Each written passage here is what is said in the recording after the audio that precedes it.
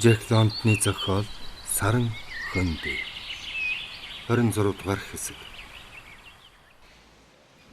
Бил Саксон 2 Риовестес дэхнүр элен солонцын гэлтэй нэг хуучин завинд сууж Сакраменто мөрөн гатлан салаалан урсах нэг голоор нь явахдаа далангийн дээд талаас олж харсан зүйл нь гайхмаар байсныг өгүүлбэл голын усны төвшингээс нэлээд дор нүдний хараа цуцам тэртээ алсад цэлийсэн тал харагдах агаад тал тийшээ зам зурааж энд тэндгүй ферм үзэгдэв. Эргээс хэдхэн тохоо орших удмодон ширэнгний цаагуур урсах эл хөл голын усаар хөвж явах үед тийм фермүүд байгаа гэдэгт Саксон эргэлзээгүй ажээ. Тэр хоёр энтхийн шимт хөрс бүхий эдгээр арлаар 3-7 хоногийн турш тэнэвчилжээ. Оршин суугчид нь усан давхуулчихгүй тулд өдөр шөнөгүй далан босгож ус шавхах ажил хийн. Энтхийн бүх газар нь үлэмж шимтээ авч газар орны байдал нэлдээ нэг янз бөлгөө. Гагцхүү чөтгөрийн уул хаанаас ч харсан байдал төрх нь ондоо болох бөгөөд арсгар сэрцгэр оргил нь өдийн нарны гэрэлд нозоорон дүн хийж үчийн тэнгэрийн хаяана тодрон сүндэрлэж өөр манхаан цайх мөнгөлөг туяанд хий үзэгдэл мэт сүүмийн.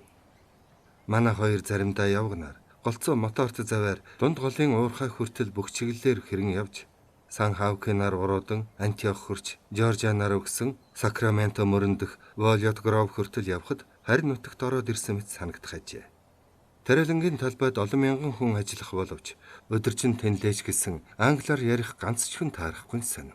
Заримдаа хэд хэдэн тосгоноор орж үзэхэд нэг ч Америк хүн үзэгдэхгүй гагцхүү Япон буюу Хятад, Итали, Португал, Швейцар, Индус, Солонгос, Норвеги, Дан, Франц, Армян, Словак мэт янз бүрийн үндэсний хүмүүс байна. Нэг Америк хүн тааралцсан нь Жоржианы доод биеэр 20 та аргаар загас барьж амьдардаг хүн байлаа. Бас өөр нэг Америк хүн тааралцсан нь Савл хийвэл улс төрийн агуулгатай юм хэлгэнэн ярихаас өөр юм хөөрөндгүй тэнүүл зөгий чинь байв. Хүн олонтой Волнот Грофт ч ганц мухалгийн эзэн, ундааны газрын нэг эзэн, махны нэг худалдаач, өргөдөг гүүрийн харгалзагч, батлах завчнаас өөр Америк хүн байсангүй. Харин энд нь Хятад Япон хоёрын дэгжин цэцгэлэн хөгжиж буй хотоос бүрдэнэ. Энтхийн бараг бүх газар Америкчуудын мэдлэлд байх боловч өөрснөө хол суудгаас гадна гадаадынханд байсгээ хэсэглэн худалддаг аж. Саксон Бил хоёрыг Сакраменто орох Японы Апаш гэдэг галт онгоцон суух үед Япон хотод ер бусын нэгэн явдал болсон нь Үмэн буюу энгийн баяр ёслолын аль болохыг тэр хоёр ойлгосонгүй. Манайхын ч гэрээсээ хөөгдөж гараад довжаан дээрээ хаачихаа мэдэхгүй сууж байх шивдээ. Чи бид хоёр ч удалгүй хөөгдөх юм байна та гэж зэвүүрхэн хэлэхэд Саксон сэтгэлийн засах санаатай. Сарны хөндөд довжаа гэх юм огт байхгүй болно гэхэд Билийн сэтгэл эс тайтгарч энэ муусан цагаачдын хинэнч дөрвөн мортиж ууз залж чадахгүй гэснэ. Харин газарт заяаны ав ястаа улс юм да гэв. Саксон баргар царайлахыг хараад шинхэн тавьсан замаар галт тэрэг хурдлан давхихыг гайхан харж буй биедээ шивээстэй. Малгай дээрээ өд хатгсан элчилгүй хээр нутгийн Индианы чулуун бар хөргийг хүүхэд ахуй загтаа үзснээ санав. Төмөр замтай хамт нэвтэрсэн шин амьдралын долгионд тэр Индиан барьц алдсан байжээ. Аз Европоос зутган орж ирэх хүмүүсийн энд эрхэлж буй ухаанд багтамгүй хичээнгүй шин амьдралаас Бил мэтийн хүмүүс сүрдэн ухрах тавилантай гижүү гэсэн бодолд Саксон автагдав. Сакраментод 2-7 хоног болохдоо Бил тээврийн эзэнд ажил хийж цаашид аяллаа үргэлжлүүлэх мөнгөтэй болов. Тэр хоёр Окленд, Гармалдш байхдаа тэнгис тассан учраас алс хол газар амьдрах бэрх санагдана. Сакраментод дэндүү халуун учир төмөр зам дагуу өрн зүгийг чиглэн явж шавар намагтай газрыг өнгөрөн Дэвисвил хүрчээ. Тэндээс анх төлөвлөсөн чигээ өөрчлөн умар зүг Вудленд хэмээх сайхан газрыг зорив. Бил нэг том фермд жимс тээвэрлэх хөлсний ажил хийж Саксон Билээс гуйж говьсаар хэд хоног жимс хураах ажил хийв. Саксон өөрийн хүчээр олсон мөнгөөр жухам юу авахаа хэлэхгүй сүрхий хүний дүр үзүүлээд нууцлаад байхаар нь Бил хэрэг болгож байн асуугаад байснаа сүүлдээ таг мартжээ.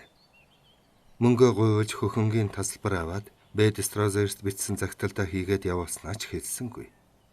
Завиртай халуун шатаж эхлэхэд сэрв татсан сайхан шөнүүд хойно хоцорсон бололтой гэж Бил айлаалав. Энд чинь миний дуртай секвой модч байхгүй юм? Баруун тийшээ тэнгис бараадаж явбал сарны хөндөд хүрэх юм биш биз гэж Саксон хэлв. Тэгээд ойт нутгаас жимсний диваажин болсон Веквилийг зорин хээрийн замаар баруун урд зүгт явсаар хурч очоод Бил жимс хураах тээвэрлэх ажил хийв. Тэнд байхад Бэд Стразерсоос Саксонд захидал жижигхэн илгээлтийн хамт иржээ. Тэр өдөр Бэлэг ажлаас бууж ирэхэд нь чи нүдэн анаад дороо төр зогсож байхгүй юу гэд хэдхэн агшны дотор нийгэм хөрөмнөөс нь зөв.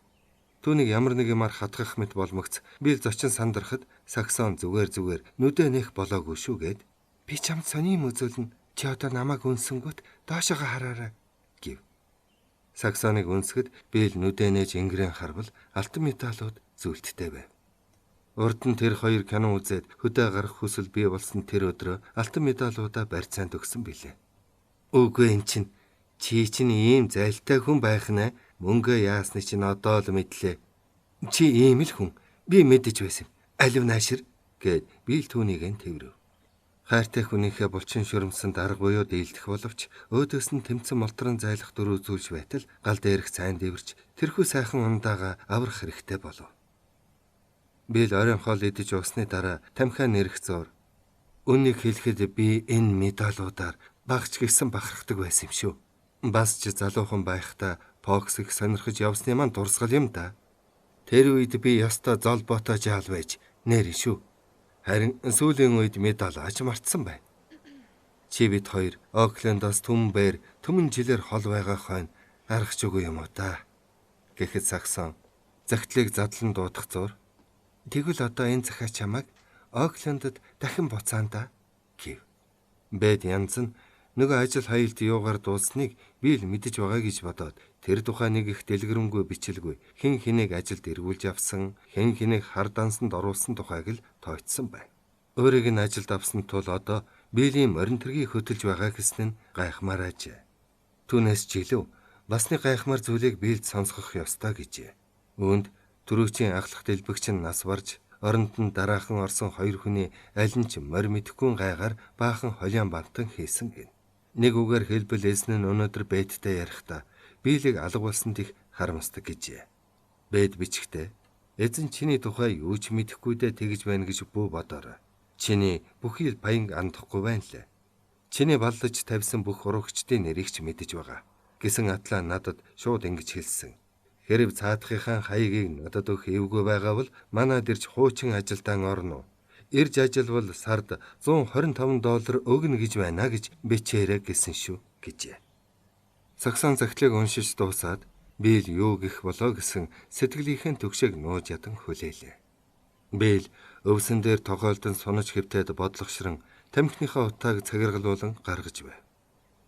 Түүдгийн гэрэлд ихэд гялтганах алтан медалууд нь ажлынх нь бор хөрмөн дээр хэд гоёцсон мэт харагдах ба хөрмөө товчлоогүй тул хинхтэгнийхэн сайхан булчин цэвэрхэн харсанд цугав.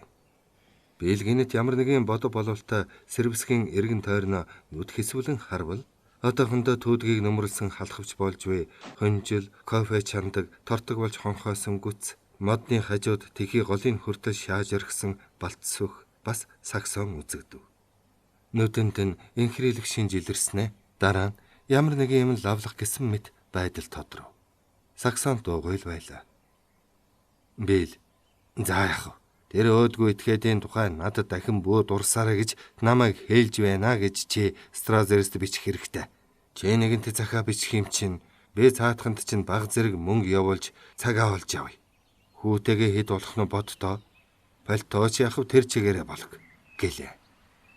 Их газрын айгам халуун тэсхийн аргагүй зовоож тарих толгой бие цогцыг нэлдэн сулдах бөлгөө. Хоёул нэлээд турж шуугдахад Бэл бид хоёрын тэхий хагсал үлдлээ гэж наргина. Иймд пүүгээгээ өрөөд өрөндийг зорин эзгүй хоосон улсын дундуур аялав.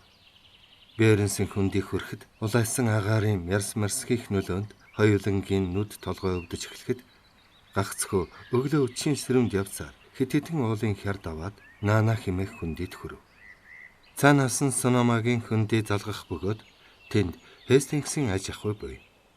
Хестингс очоорой гэж урьсан билээ. Тэд түүний гэртээ урьсан билээ.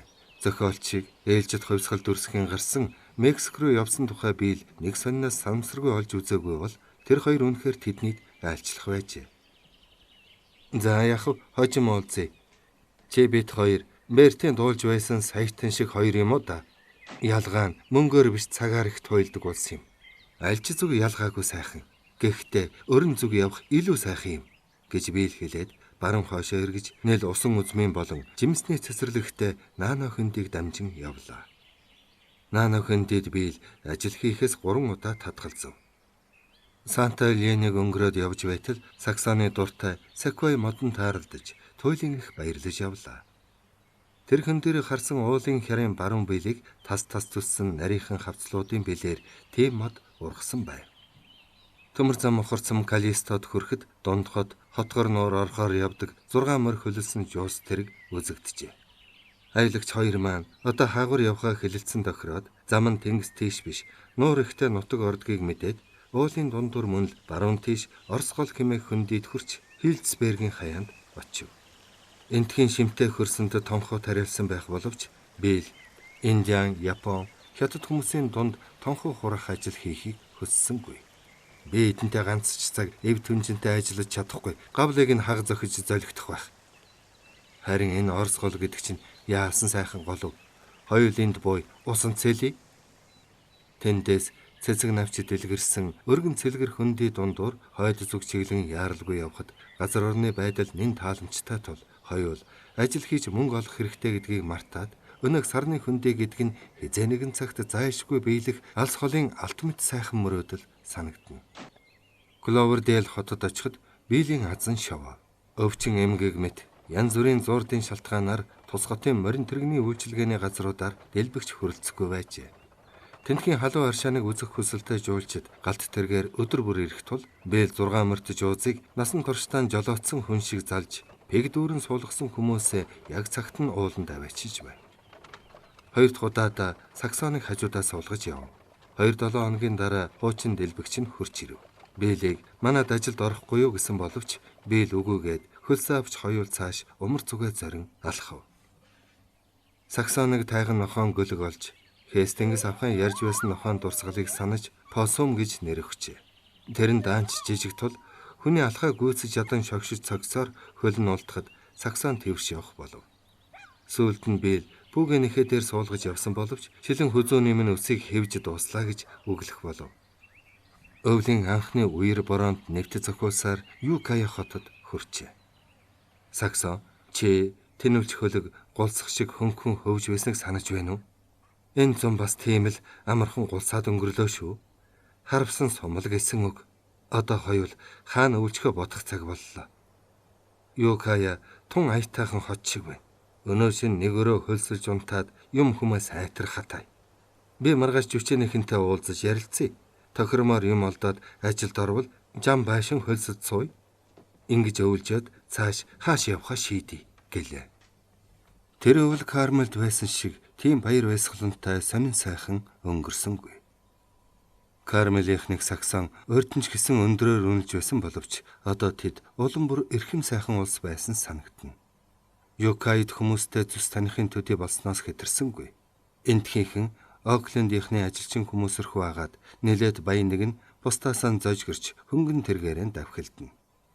Кармелийн сэхэтэн нар хүнийг мөнгөтэй мөнгөгүй гэж ялгахгүй. Бие биедээ нөхөрсгөөр ханддаг байсан тийм сайхан ёс энд огт байхгүй.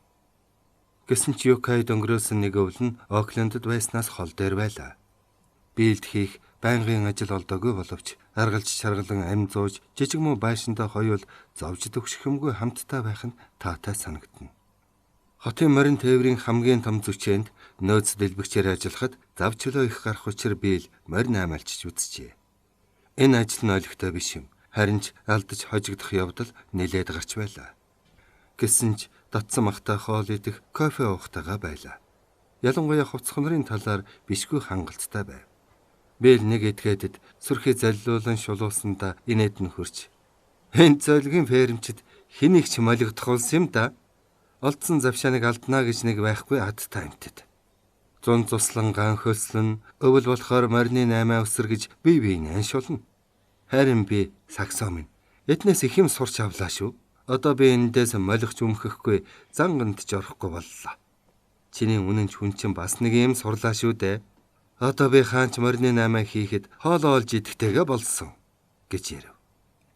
Би лээш тэш явахдаа Саксоныг нэг биш удаа авч явсан бөгөөд худалдаа намын ажиллаар олон суурин газраар оржээ.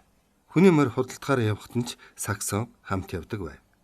Харин хожим хаагуур явхаа хоёул тус тустай боловч адил юм бодож байсан байна. Би л бодож байгаа төрүүлж хэлв. Би саяхан хотод очиод нэг аятайхан зүйлтэй тааралдлаа.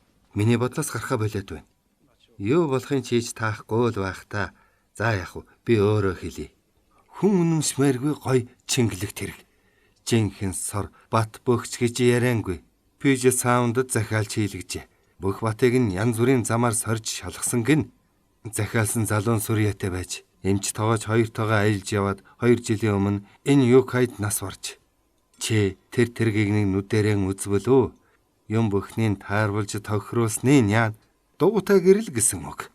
Тийм юм худалдаж аваад бас 2 морьтой болволч чи бид 2 хаад ноёдын сүүхнээс ялгаагүй юмтай болж тэнгэр ямар арч аашилхад айлтгүй болно доо.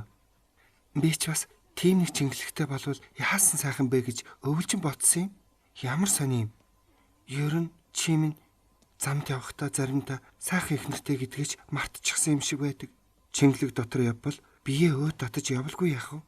Бэлийн нүдэнд хайрын оч гялс хийж тайвнаар би бас ингэж л ботсон гэлээ. Саксон яаран тэгвэл чамдаж шувууны буу, ангийн буу загсны хэрэглэл ер нь юу туртаагаа авч явах боломжтой болно. Дандаа голч байдаг жижиг сүхнийхээ оронд том сайхан сүх авч явж болно. Посо манч гэсэн тавтаа амарч явахгүй юу? Нэрээ тийм юм худалдан авч чадах болов хэдий хэрэг үнэтэй байх бол гэхэд бэл $150 их хямдхан зархан л мөн болж байна лээ. 400-аар л авалцдаг зөв шүү дээ. Би андахгүй мэднэ. Кейсвелийн 6 морины асуудлыг л шийдэх хэрэгтэй байна. Яг өнөөдөр нэг худалдан авагчтай ярилцаж утсан. Тэр хүн хавбал хааш нь явах гэж байгаа гэж манай хуучин эзэнд Оклендийн жүчээр шууд явуулах юм гинлээ. Чи тийшин цагтл бичээж замд нь хойлоо нийлээд ашигтай 8 хийж болох байна. Өвгөн хөсвөл би өөрт нь морь олж өгч байж чадна. Надад мөнгө өгч гэж байвал болно. Гүйлгээ хийх юм болохоор нэлээд их мөнгө хэрэгтэй. Гэхдээ хичнээн олон урагчийг сүйдэснийг минь мэдэх хойно надаас айгаад мөнгө өгөхгүй байлгүй дээ. Гэв. Чамд итгээд жүчээгээ хариуцлах гэж байгаа юм чинь мөнгө зэрэг юмд итгэх байлгүй. Би л даруй зан гарган ёо л бол ээж мөрөө хавцс хийснэ. За яах вэ? Юу ч болтугай. Кейсвелийн 6-г худалдаж орхив. Хоёулаа тооцооныхоо төлбөрийг энэ сар хойшлуулад чингэлгээ авъя. Гэхдээ Саксон "Морь яах вэ?" гэж тэсэж ядан асуув. Дараа нь лавчхий. 2-3 сар байнгын ажил хий. Энэ зуны дунд сар хүртэл байх жаахан тиймхэн санагдаж байна. Гэсэн ч яах вэ? За, хоёулаа хот оръё. Чи тэр чингэлгийг үзэлт гэлээ. Саксон тэр чингэлэг тэргийн гадна дотнгүй үзээд ихэд биширч тийм чингэлэгт суугаад явж байхад хичнээн сайхан бэ гэж бодхоос жинжингөө нойрон хольжжээ.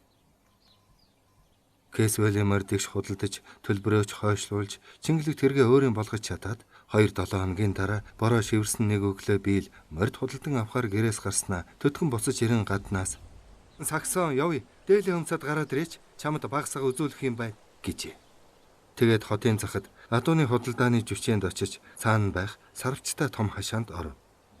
Бэл тэндээс цагаан дэл сөөлтэй 2 хээр алаг шантаслаг гүү гаргаж ирэхэд Саксон ихэд баярлан "Яасан сайхан ямар хөөрхөн амьтд вэ?" хэмээн дуулдаж. Нэг нь хэлэн шиг зөөлөн хоншорт хацраа наахад намаагч гисэн өхөөрт гих шиг тэргүй хацарт нь хамраан хөргөв. Бэл 2 морийг хашаан дотор Саксоны урдуур хөтлөн явахдаа "Үнэхээр сайхан амьтд байгаа биз?" гэлээ. Нэг нь 500 шахам хил татна. Гэтэл өөх махандаа боогдсон гэж хинч хэлэхээргүй ийм цэгцхэн биетэй байна шүү дээ. Би өөрөө жин дээр гарч үзэхээс нааш үнэмшээгүй. Хоёулаа нийлээд тоон шахам татаж байна блэ. Уржигдэр шалгаж үтсэн. Ажилд сайн, чирэг, тун сайхан хадгуус. Машинаас үргэхгүй, огт тоохгүй. Жингээс 100% илүү ачаа даана гэхэд алдахгүй дээ. Чингэлэг тэргэндээ хөлжчихвэл мөнч дог болохоор байгаа биз? Саксон хичнээн дог сайхан байхыг бодоод биширч толгоос өгсөрөв. Бэлэн $300 өгнө. Наанчгүй цаанчгүй гэсэн. Эзэнт нь мөнгөний хэрэг болчиход бушуухан зархын төс болж байгаа юм. Хотод авч очиод үн хаялцуулахад өөлхөн 500 хүрнэ. Нэр шүү. Энэ хоёр чинь нэг гүний унах. Нэг нь 5, нөгөө нь 6 настай эгчдүү 2. Эцгийн шагналтай бэлэг үйлдрийн азрах. Миний мэдих сайн үйлдрийн тэрэг нэг үе юм. $300 зарна мөнгөө 3 хоног хүлээж болно гэж байгаа юм да. Саксон харамсахтай бачимдан "Тийм их мөнгө чи битээр ханаас ч олж чадахгүйг мэдсээр бич яах гэж надад үзүүлсэн юм" Гэрт дөнгөж $6 л байгаа.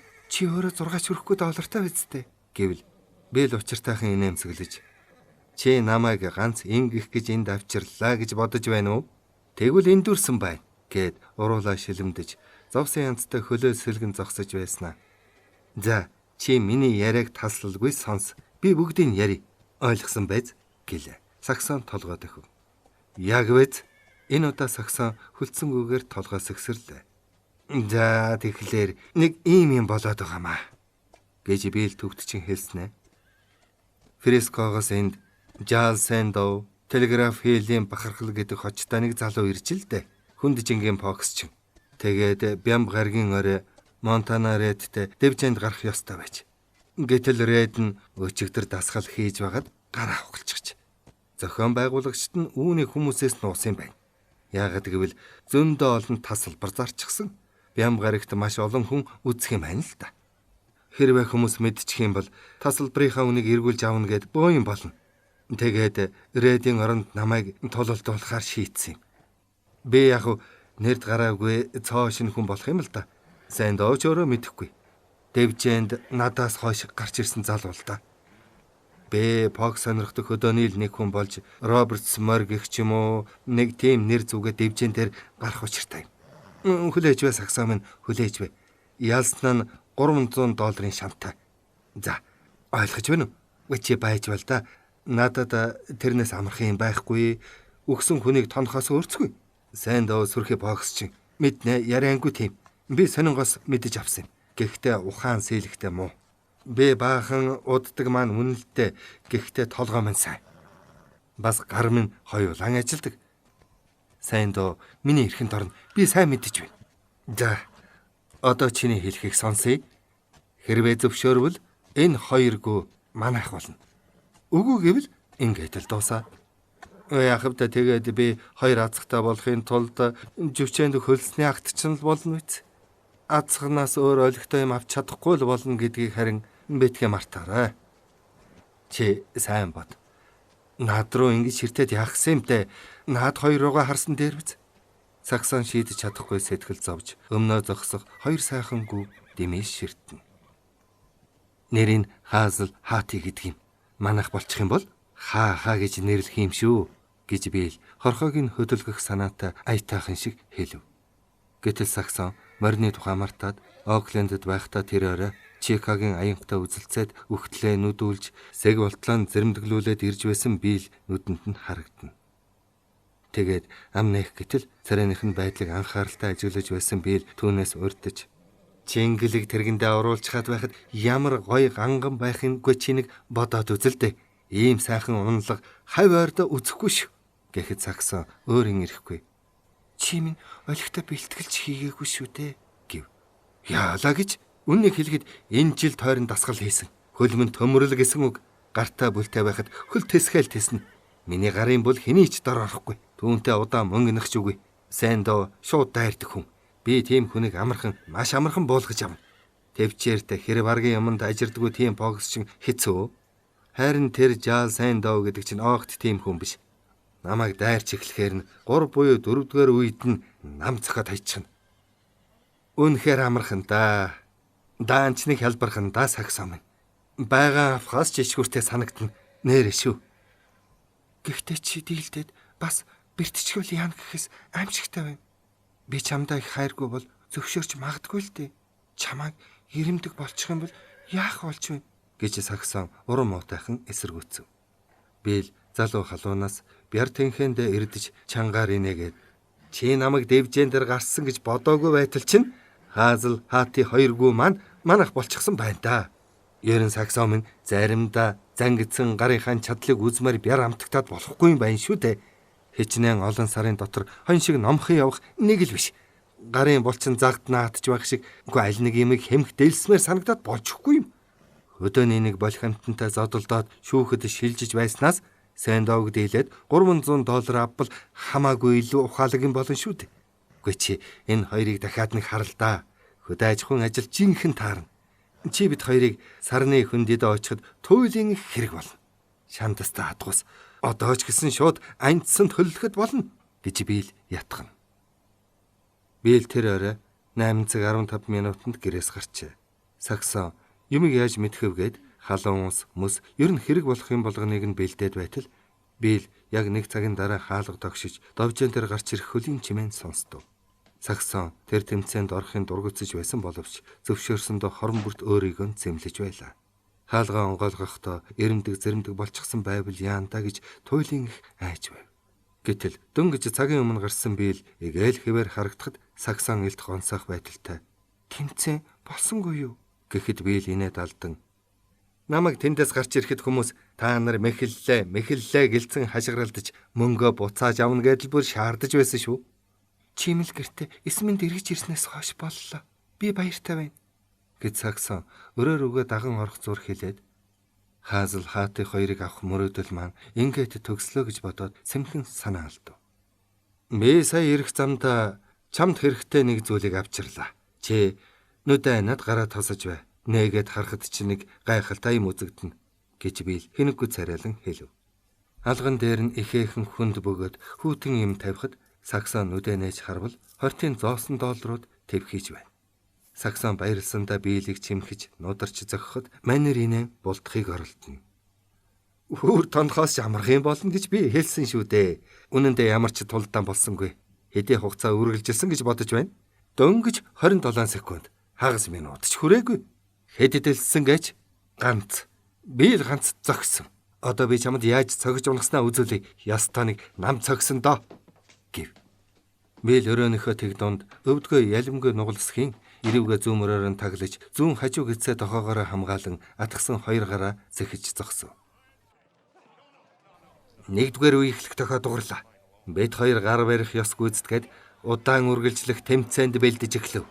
Урд нь дэвжээнд нэгчд хаарлдаж яваагүй болохоор яаралгүй бие биенээ ажиж туршиж байлаа. 17 секунд өнгөрөхөд ганц ч зохилт хийсэнгүй. Яа гэхэв. Гэлээч гэсэн Жаал Сэндогийн төгсгөл ирсэн шүү. Ярихад удаан санагдвч уг явдал агшин зурт болоод өнгөрлөө. Би ч өөрөө тийм түргэн болно гэж бодоогүй. Хойлоо тулаа зогсчихсан байлаа. Зүүн гар нь миний ирүүнээс дэлэмхрийн зайтай. Минийг ч тэрнийхээс мөн адил тийм зайтай харагдав. Манер баруун гараараа хуурамч хөдөлгөөн хийхийг би хараад зүүн мөрөө өргөж баруун гараараа хуурамч хөдөлгөөн хийлээ. Миний хөдөлгөөнд анхаарал нь ялимгүй сарнихт нь би давуу талтай болов. Зүүн гараа дэлэмч явуулах хэрэгцээ гарсангүй. Гараа шууд баруун талын хамгаалтын доогуур сургуулan мөрнийхөө бүх хүчээр дэлсхийн тулд бие урагшлуус хийгээд л аваа тавьчихлаа. Хажуугаас нь яг эрүүрүүн дэлсчихсэн. Манер ч тэрий хадаад явчихлаа. Би өөрийнхөө болонд нэн тайван очиж суугаад ийм амархан дөнгөсөндөө инээдэ барьж ядан байлаа шүү дээ Саксон минь. Шүүгчд гүйж очиод л тоолж байна. Нөгөөх маань хөдлөгчгүй. Үзэгчд яахаа мэдэхгүй тархиараа татуулсан юм шиг л чимээгүй сууцгаана.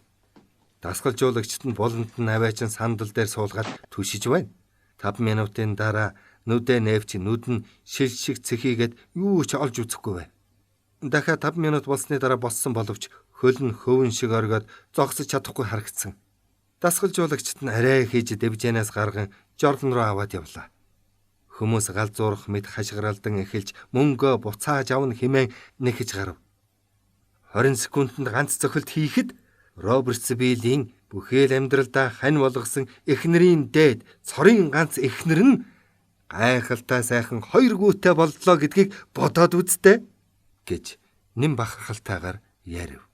Саксон дотор Биллийн эрэлхэг зориг бярч чадал сайн сайхныг урд урдынхаасаа ч илүү бахархан бодож байлаа. Үнэхээр Английн цуснд бялтсан элсэн дээр махир хамартай завнаасаа өсрэлдэн бууж байсан тэр викинг удмынхны ширийг хатаасан жинхэнэ баатар эр юм. Өглөө Саксоны уруул зүүн гарт нь хүрэхэд бэлсэрв. Чи яаж байна? Хаазл хаатын хоёр өглөөний мэд хүргэж байна. Харин чамд одоо өглөөний мэд хүргэе гэж тоглосон шинжгүй мэт хэлээд чи яг хаан зогчихсан гэлээ гэв. Билл гарынхаа хэдэн хуруугаар эрэмтэн зөөлөн хөрөв. Саксон атгсан гарын 2 гараараа барьж цааш болгосноо бошуухан биерүүгэн татаж жухам яаж зохилт хийснээ үзүүлэхэд түүнийг цааш болгон болохгүй чийч надаар эрүүгээ мултлуулах гээгүй үсттэй. За яах вэ? Ямхын 4-1 зайнаас л үзүүлэхэд болно гэд Тэр зайнаасаа ирүүрэн аяархан цохив. Саксоны тархинд цагаан дул гялсхийх шиг болж хамаг үеийн сулран муухан атис хийв. Нүд нь нэрэлжлэн манан бүрхэд явчих шиг болов.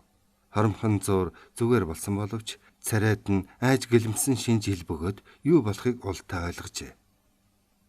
Тэр хүнийг чи дэлгэм зайнаас зогсон гэлүү гэж Саксон чичирсэн дуугаар шивнэн асуулаа. Дээрээс нь бас мөрнийхөө бүх хүчийг нэмсэн гэд бийл инээд алдснаа. Энд ч бас гайгүй.